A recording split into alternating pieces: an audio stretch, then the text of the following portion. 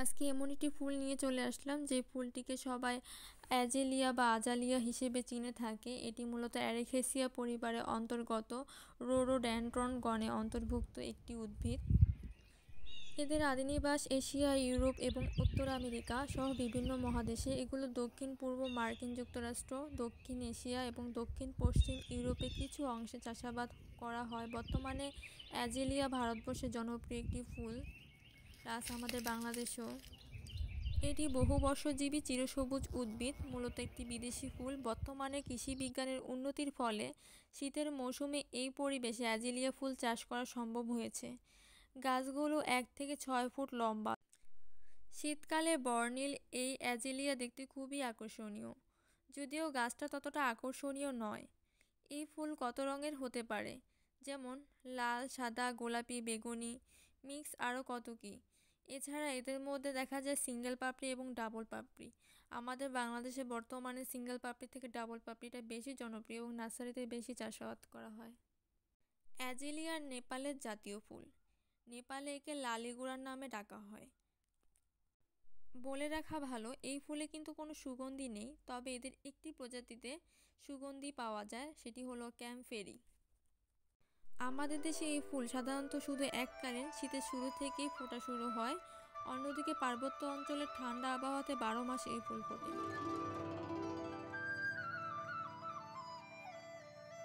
উদ্ভিদ উৎসাহীরা কয়েকশো বছর ধরে বেছে বেছে আজালিয়ার প্রজনন করেছে।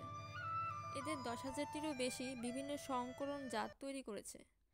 পত্রমোচন শ্রেণীর মধ্যে মলিস এবং সাইনেনসিস জাতটি উল্লেখযোগ্য। এদের বড় আকৃতির ফুলগুলো বেশ আকর্ষণীয়। যেমন হাইব্রিড আমাদের দেশে বেশি দেখা যায়। ডাবল পাপড়ি যেটা আছে, এটা হলো মূলত বড় আকৃতির ফুল। এদের কাটিং দ্বারা মূলত বংশবিস্তার করা হয় এবং বীজ সংগ্রহ করেও কিছু কিছু অ্যাজেলিয়া গাছ অঙ্কুরিত করানো হয়। এই উদ্ভিদ নিয়ে একটা দুঃখের বিষয় রয়েছে। এটি অনেক সুন্দর একটি উদ্ভিদ, অনেক সুন্দর এদের ফুল, কিন্তু এই গাছটি পুরোটাই বিষাক্ত। এদের পাতা এবং এদের যে মধু আছে ফুলে, পুরোটাই বিষাক্ত। তাই এই গাছ থেকে সাবধান রাখা উচিত পশু পাখি এবং মানুষ। খাওয়া থেকে আদার্স কোনো সমস্যা হয় না। অনেকেই রয়েছে এই উদ্ভিদটি বাঁচাতে পারে না, কারণ এই উদ্ভিদটি বেশ সংবেদনশীল। তাই এদের বুঝে শুনে পরিচর্যা করতে হয়। এদের পরিচর্যার বিষয়ে বেসিক জ্ঞান একটু হলে রাখতে হবে। যেমন ধরেন, এই গাছটা অত্যাধিক ঠান্ডা সহ্য করতে পারে না, আবার অত্যাধিক গরম ওয়েদারও সহ্য করতে পারে না। অতিরিক্ত ঠান্ডা যদি হয় তাহলে দেখা যায় এই উদ্ভিদের কুঁড়ি যেটা আছে, কুঁড়ি গঠন নাও হতে পারে কিংবা ফুল নাও ফুটতে পারে। অন্যদিকে অত্যাধিক গরম পেলে গাছটার পাতা বিবর্ণ হয়ে যায়, ফুল নষ্ট হয়ে যায় এবং গাছটা মারা যেতেও পারে। তাই এই উদ্ভিদটি আপনারা চেষ্টা করবেন অন্য কোনো গাছের আড়ালে রাখার জন্য। পুরোপুরি রোদ পড়া যাবে না, হালকা রোদ পড়লে হবে, কিন্তু একদম রোদবিহীন আবার রাখতে পারবেন না। যেটাকে বলে আধো আলো আধো ছায়া। তাই যেসব বারান্দাগুলোতে রোদ কম প্রবেশ করে, এসব বারান্দাগুলোর জন্য এই গাছগুলো কিন্তু বেশ উপযুক্ত একটা গাছ।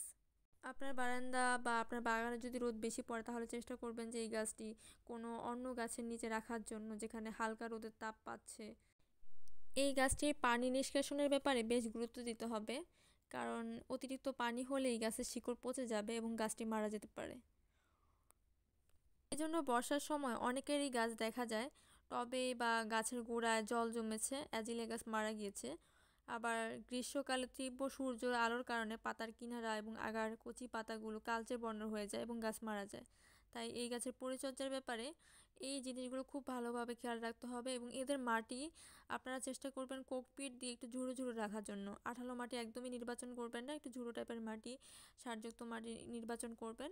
এবং তাপমাত্রার ব্যাপারে খুবই খুবই গুরুত্বপূর্ণভাবে খেয়াল রাখবেন, তাহলে এই গাছটি আপনার বাড়িতে সারা বছর রূপ দিয়ে যাবে, সৌন্দর্য বিলিয়ে যাবে আর কি, গাছটা মারা যাবে না।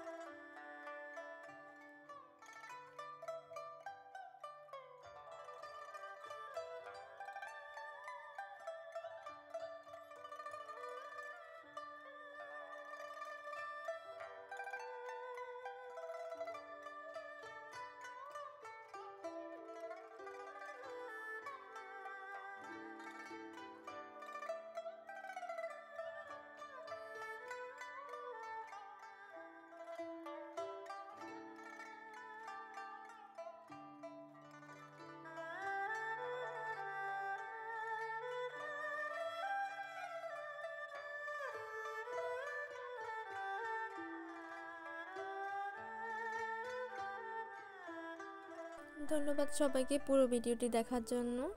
লাইক, কমেন্ট অ্যান্ড শেয়ার করে পাশে থাকবেন। আশা করি সাপোর্ট করবেন যাতে সামনে আরও ভালো ভিডিও আপনাদের জন্য উপহার দিতে পারি। ধন্যবাদ সবাই।